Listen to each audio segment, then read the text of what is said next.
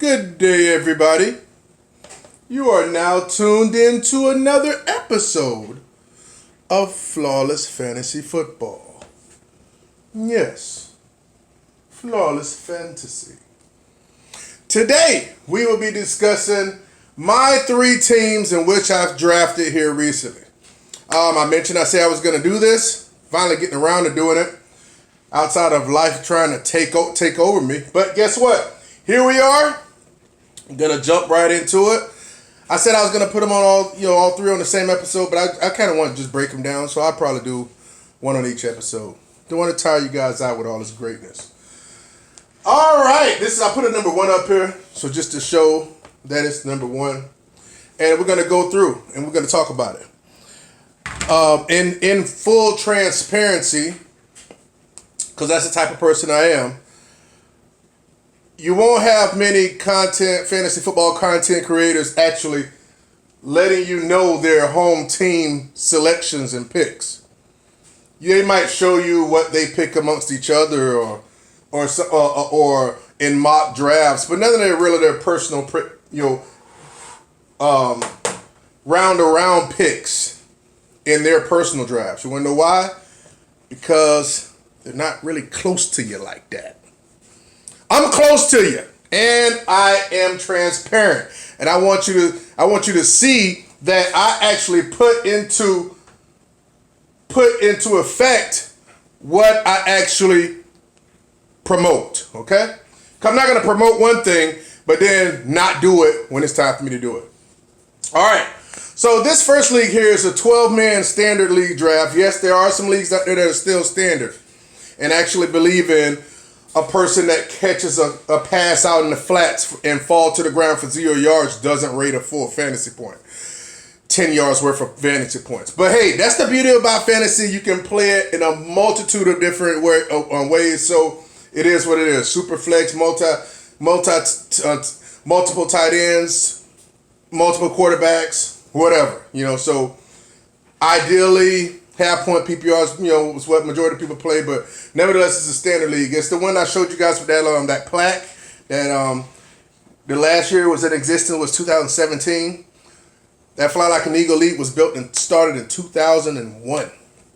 And I had the most championships with 4, but there's another individual that had 3 behind me, in which he's attempting to match me this year, but it ain't gonna happen. So, but it was a very good draft. And the guys were excited to get it started again after 3 years missing. We didn't play 2018, 19, and 20. So we're just getting got the band together for one last year to close out the plaque because there's one little spot down there that we didn't have completed. But nevertheless, let's jump right into it, guys. Thanks for watching the show.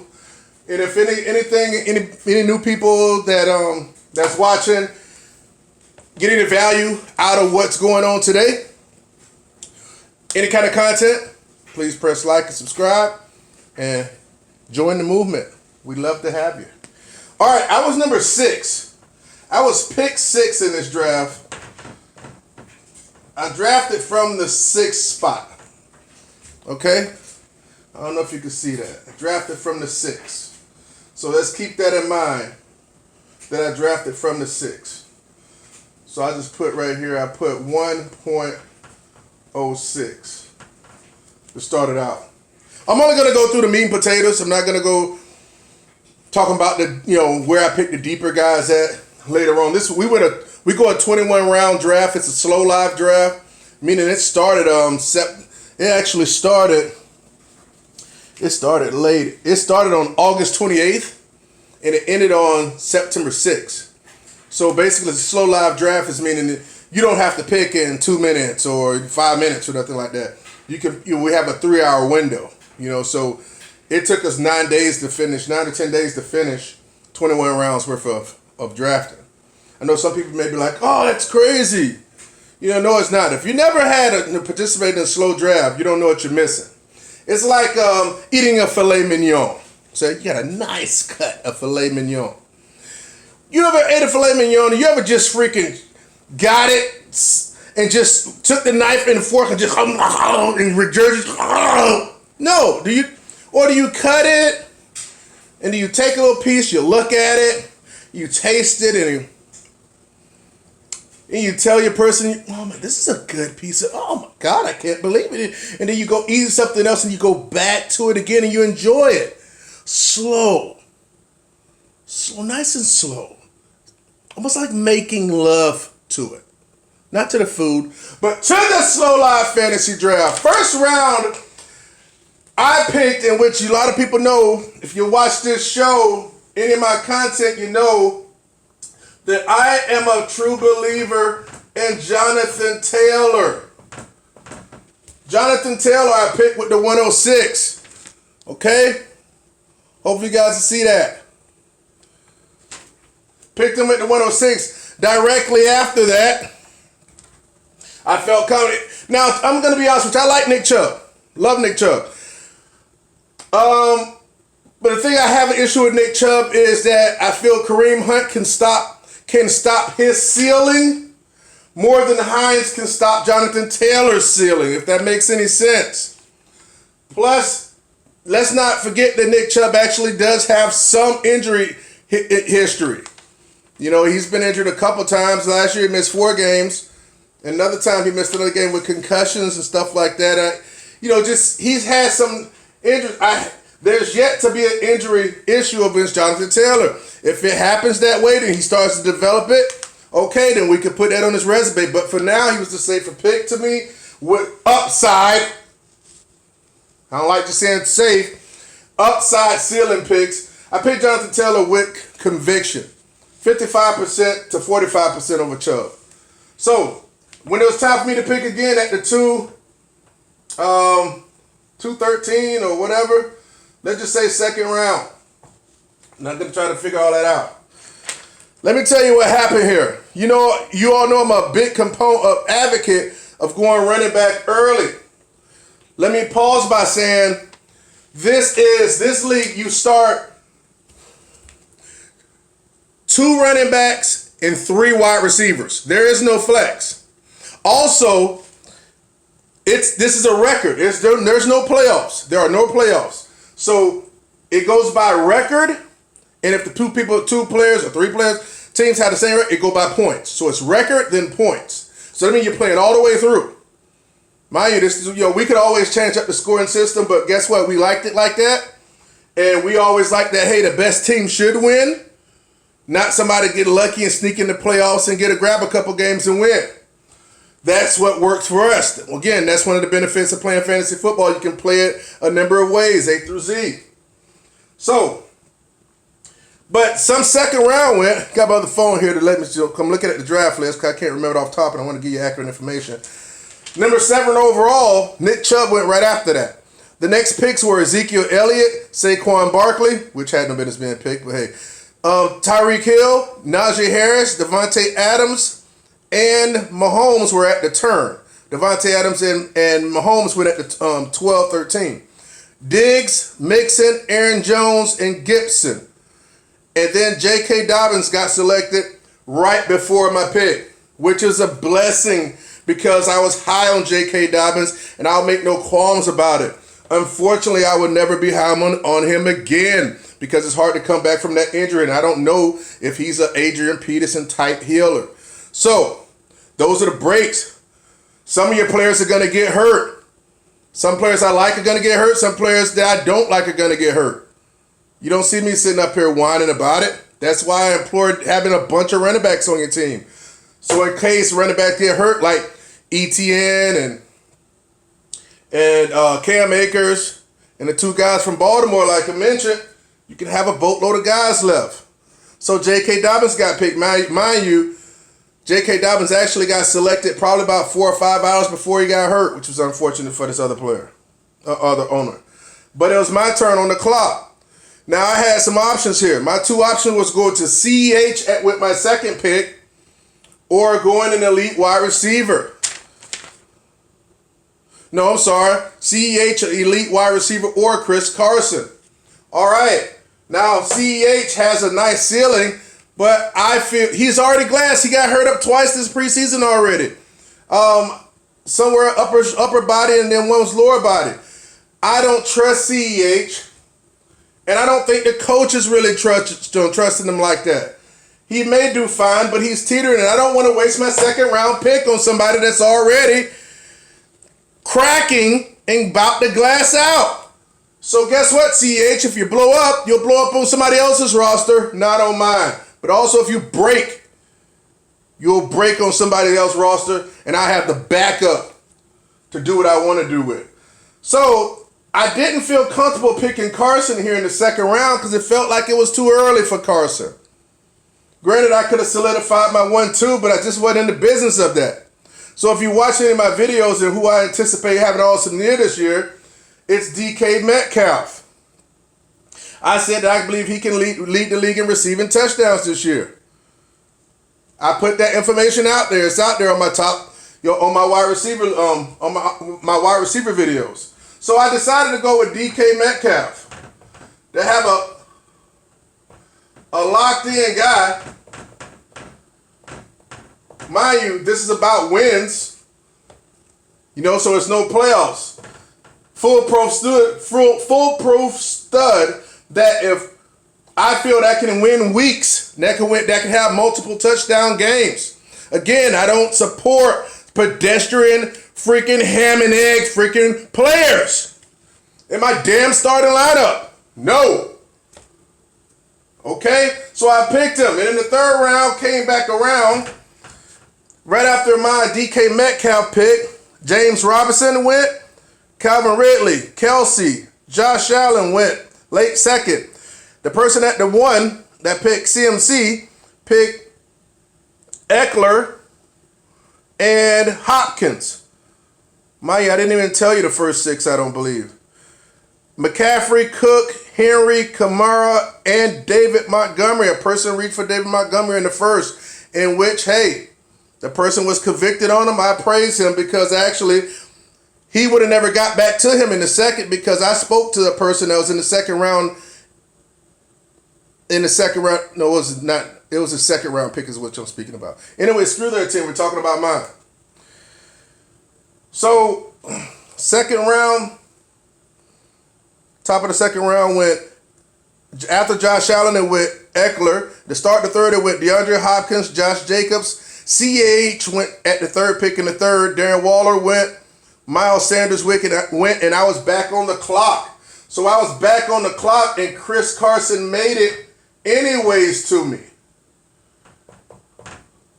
Chris Carson. So I drafted him with confidence at that point in time. Now I can feel great about picking Chris Carson on my team because the only thing holding him back from being a low-end running back one is him being freaking glass. But we know when he plays, he catches and nobody steals his touchdowns, okay?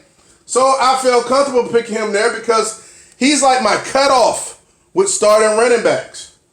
Weekly starting running backs.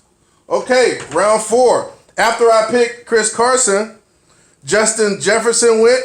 So you're like, oh my God, you didn't pick Justin Jefferson? No. I'd rather have Chris Carson riding with Jonathan Taylor than have DK Metcalf and Justin Jefferson. Go back and look at the stats. Unless you're in some type of PPR league, full point, Jefferson had dud games as well after he blew up. You just don't see it because he had those huge games. And when you're doing the freaking, what's that game? What's that dance called? The Dougie or some type of crap, and you're doing that crap with your eyes. That freaking thing. What the hell's the name of that damn thing? Can't remember the name of that damn dance. But yeah. Damn, showing my age in this damn piece. Can't remember nothing nowadays. So Justin Jefferson went right after that. Keenan Allen, A.J. Brown, Leonard Fournette, Damian Harris, Mike Evans, Myles Gaskin, Kyler Murray, Hunt, Allen Robinson, Kittle, Justin Herbert went. So now it's my pick in the 4th. And one thing you'll find that's very common with my drafts this year, I pick quarterbacks in the 3rd or 4th, and I aim for elite quarterback in the 4th round. And someone I believe in, again, if you go and watch my videos, I feel as if Tom Brady's going to go out with a bang. He'll do his damnedest to try to throw for freaking 50 touchdowns. I picked Tom Brady. So I have Tom Brady as my starting quarterback with Jonathan Taylor and Carson. Remember, you play 2 running backs and 3 wide receivers. So Tom Brady, we all know what he did Thursday night. He'll do more of that. Plenty more of that. I will never get a bad game out of Tom Brady. A losing performance. He has a safe floor. He'll never give me a single digit. Too many weapons. I'd rather invest in the person throwing the ball than one of the people catching the ball. Because you might end up with a Mike Evans that don't have much. Because Gronk's taking all the short TDs. That's neither here or there. Tom Brady's my quarterback. Next went Aaron Rodgers, Terry McLaurin, CD Lamb, DeAndre Swift, Lamar Jackson, Russell Wilson, Gus Edwards. Start the 5th round was Russell Wilson, Gus Edwards, Robert Woods, Chris Godwin, Julio Jones. I'm back on the clock at pick 5. Mind you, in my video yesterday, I showed you guys that I only picked on my first. I picked my first wide receiver at the 4-11 last year. So here it is. I'm picking my second one, obviously, because DK Metcalf. But everybody knows how I feel about this person. I make no qualms about it. I feel he'll be a wide receiver 1, and he's getting picked in the freaking 5th and 6th round. Chase Claypool. Nobody else is telling you that. But again, I'm convicted. I have purpose. And I know how to project. Stays healthy, he will definitely get there and kill it for you. So, we're not going to go by all this type of stuff that happened here. We're into a bunch of scrubs, people picking running backs. My number 6 pick was Tyler Lockett. People want to say, oh my goodness, you got all these Seattle people. Yeah, unfortunately that's the case. I don't feel bad about it though, because that's a wide receiver 1, and that guy was a wide receiver 1. People ask about Lockett. Lockett, that's all Lockett's done. People say he was boom and bust. She was boom and bust. That was last year. Each year is not the same, okay? Each year is not the same. This is 2021. That's all Lockett's done in the past 3 seasons. His receptions have went up. Up. But they're so damn scared of freaking Metcalf as if freaking Russell Wilson doesn't throw 40 touchdowns a freaking year. DK can't catch all of them. Tyler Lockett's had 10 touchdowns last year, 8 the previous year, and 10 before that. 28 touchdowns in 3 years, and he gets knocked because people are afraid of another wide receiver. They only got 4 wide receivers on their active roster. Who do you freaking think they're going to be throwing it to? Stop listening to them lip freaking penis dudes. Number 7, the 7th round. All right, so now I pretty much got my quarterback and 3 wide receivers, Metcalf, Claypool, and Lockett with my 2 running backs. So that's my starting lineup, essentially, outside of a tight end. So I believe in one of the guys double up and picked Javonte Williams and Sermon, which was unfortunate, but I was able to get A.J. Dillon because A.J. Dillon would be a league running back if Aaron Jones goes down. League winning back. Shit. I might end up having to bench freaking Chris Carson if he got the league job and if there's no Aaron Jones around. So that was my 7th round pick. Number 8th round pick. I went and got Jalen Hurts because, again, this is about, we have certain COVID rules. So again, like I tell you, you have to know your league settings. And basically, we only have 2. This is the beautiful thing about this league, this original Fly Like an Eagle league. We only get 2 transactions per week on the waiver. 2 transactions that process Wednesday night. Yeah, we force you to manage over here. There's no picking up Monday, picking up Tuesday, picking up Friday morning. No. 2 transactions. That's tough. People can't do that. It's easy to us because we've been playing like this for 2 decades. 2 transactions. Use them wisely. You check your bye weeks and all that type of stuff. Sorry, Claypool. I didn't mean to do you dirty like that. Yeah. So, basically, like, let's say if Tom has COVID and he can't play, or you got one of a certain position, and it's after the waivers.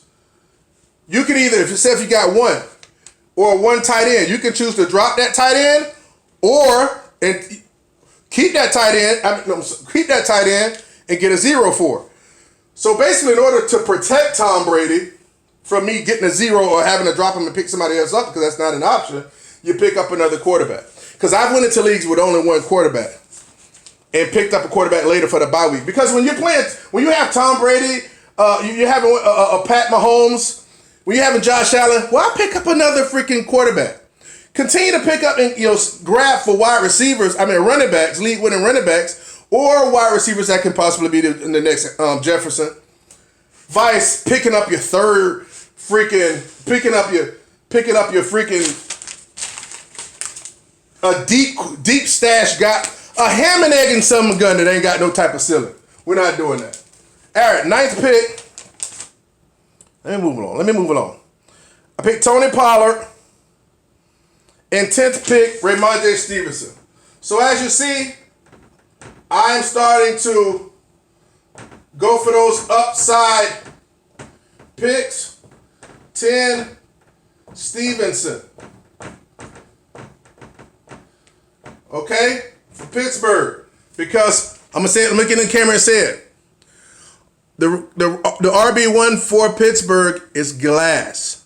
He'll glass out before week 5 or 6. And Stevenson's going to show out, and he most likely won't even give the job back, okay? And we all know about Zeke and how much Pollard was actually in the game.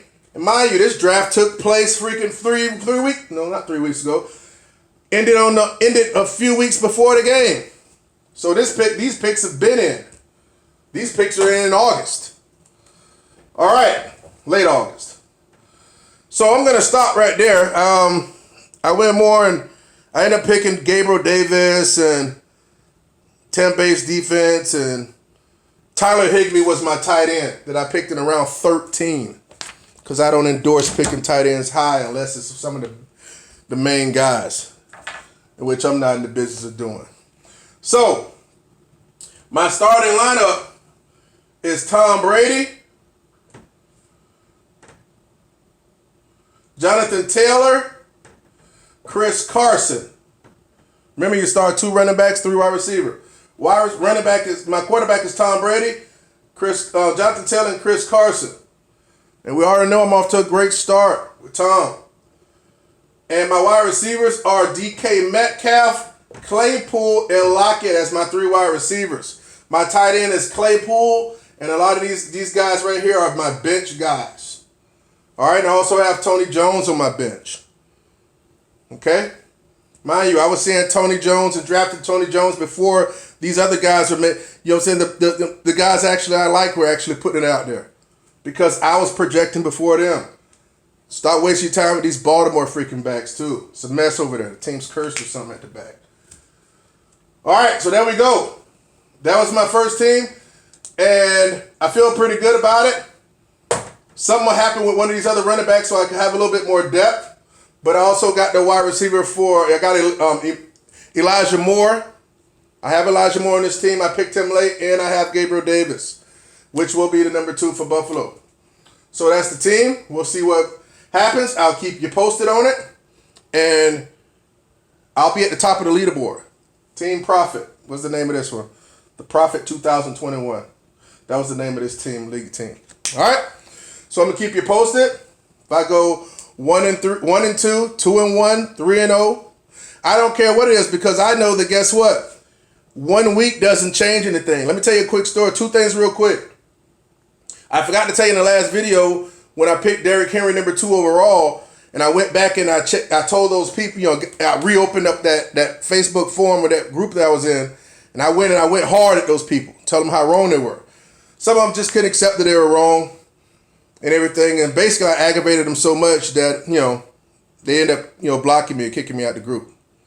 So that's what happens. People don't like the truth. The truth hurts.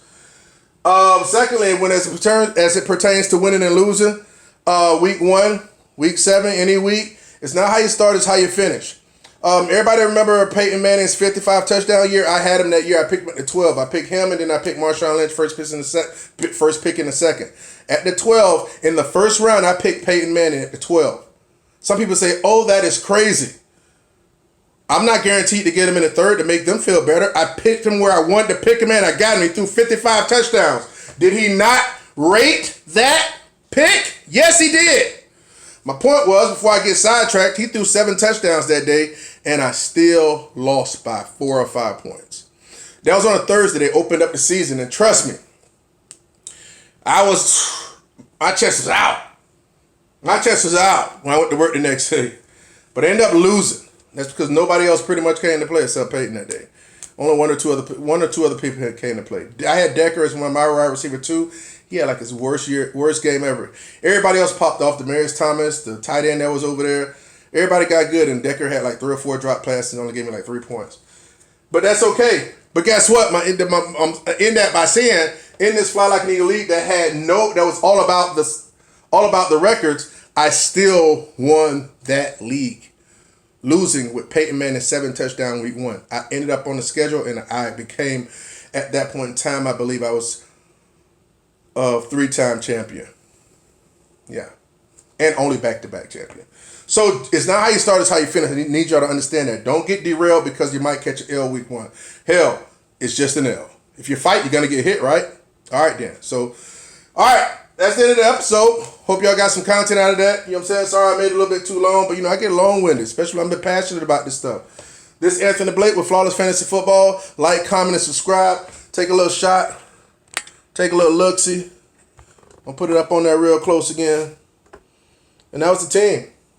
That was my first 10 rounds. Jonathan Taylor, DK Metcalf, Carson, Tom Brady, Claypool, Lockett, Dillon, Hurts, Pollard, and Stevenson. All right? See you on the next episode when I address the next team. Holla at you. Flawless Fantasy, baby. Let's get it.